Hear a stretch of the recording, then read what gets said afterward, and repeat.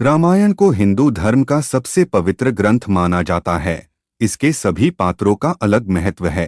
प्रभु श्री राम को हम भगवान के रूप में पूजते हैं और माता सीता को भी उनके साथ हमेशा पूजा जाता है। माता सीता प्रभु श्री राम की अर्धांगिनी थी और महाराज जनक की पुत्री थी। उन्हें लक्ष्मी जी का अवतार भी माना जाता है।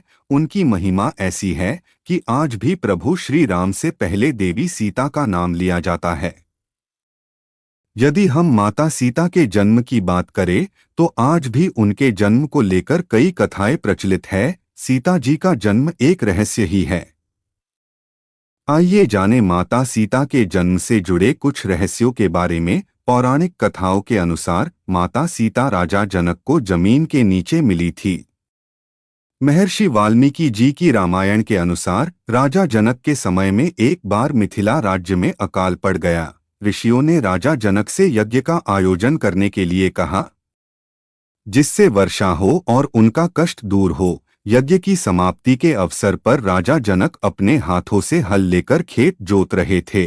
तभी उनके हल का नुकीला भाग, जिसे सीत कहते हैं, किसी कठोर चीज से टकराया और हल वहीं अटक गया। जब उस स्थान पर खुदाई की गई तब एक कलश मिला जिसमें एक सुंदर कन्या थी। राजा जनक ने उस कन्या को कलश से बाहर निकाला और उसे अपनी पुत्री के रूप में स्वीकार किया। जनक की पत्नी उस समय निसंतान थी, इसलिए बेटी को पाकर वो अत्यंत प्रसन्न हुई। हल के उस हिस्से से टकराकर माता सीता मिली थी, जिसे सीत कहा जाता है। इसलिए ही उनका नाम सीता रखा गया। वही जनक पुत्री के रूप में उन्हें जानकी कहा गया। यदि माता सीता के जन्म की बात करें तो एक और प्रचलित कथा है, जिस पर शायद ही यकीन हो। दरअसल रामायण के अनुसार रावण ने कहा था कि यदि उसके हृदय में अपनी पुत्री से विवाह की इच्छा उत्पन्न होगी तब उसकी पुत्री ही उसकी मृत्यु का कारण बने। एक बार गृत्समद नाम के ऋषि देवी लक्ष्मी को पुत्री के रूप में पाने के लिए हर दिन मंत्रोच्चार के साथ कुश के अग्रभाग से एक कलश में दूध की बूंदें डालते थे।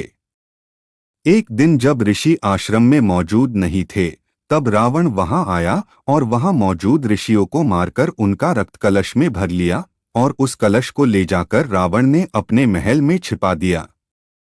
उस समय रावण की पत्नी मंदोदरी उस कलश को लेकर बहुत उत्सुक थी। एक दिन जब रावण महल में नहीं था तब मंदोदरी ने उस कलश को खोलकर देखा और मंदोदरी कलश को उठाकर उसमें रखा हुआ रक्त पी गई, जिससे वह गर्भवती हो गई और बाद में उसने एक बच्ची को जन्म दिया।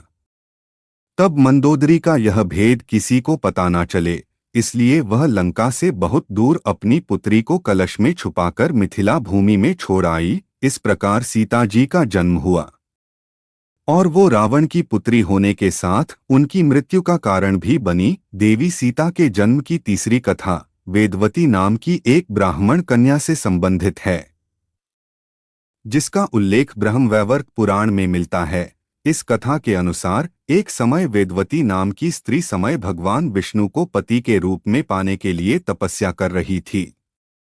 जंगल में भ्रमण करते हुए रावण की नजर वेदवती पर पड़ी और वेदवती की सुंदरता को देखकर रावण उस पर मोहित हो गया।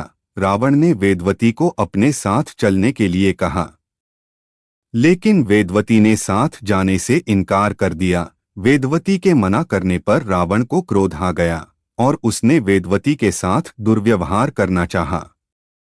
रावण के स्पर्श करते ही वेदवती ने खुद को भस्म कर लिया और रावण को श्राप दिया कि वह रावण की पुत्री के रूप में जन्म लेगी और उसकी मृत्यु का कारण बनेगी।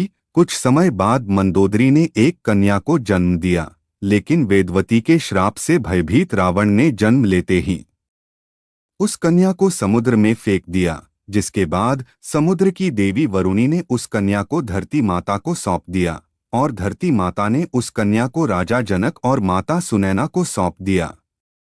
जिसके बाद राजा जनक ने माता सीता का पालन पोषण किया और उनका विवाह श्री राम के साथ संपन्न कराया। फिर वनवास के दौरान रावण ने सीता का अपहरण किया, जिसके कारण श्री राम ने रावण का वध किया और इस तरह से माता सीता रावण की मृत्यु का कारण बनी। अगर आपको यह स्टोरी अच्छी लगी हो तो लाइक कमेंट शेयर जरूर करें और हमारे चैनल को सब्सक्राइब अवश्य करें। धन्यवाद।